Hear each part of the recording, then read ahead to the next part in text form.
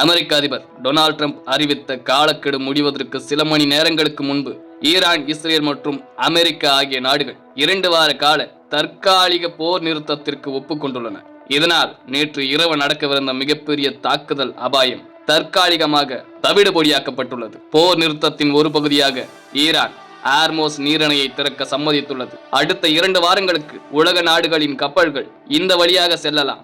ஆனால் இந்த போக்குவரத்து ஈரானிய ராணுவத்தின் கண்காணிப்பின் கீழ் இருக்கும் என தெரிவிக்கப்பட்டுள்ளது. நேற்று வரை மின் நிலையங்கள் மற்றும் பாலங்களை அழிப்பேன் என்று எச்சரித்த ட்ரம்ப் இன்று தனது நிலைப்பாட்டை மாற்றிக்கொண்டுள்ளார். ஈரானின் 10 அம்ச திட்டம் ஒரு நல்ல முன்னேற்றம் என்று அவர் குறிப்பிட்டுள்ளார். இஸ்ரேல் இந்த 2 வார போர் நிறுத்தத்திற்கு தலைவணங்கியுள்ளது.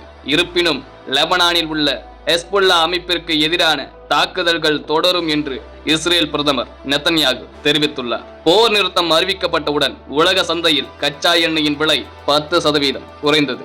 இது இந்தியாவிற்கு ஒரு நிம்மதியான செய்தியாக பார்க்கப்படுகிறது.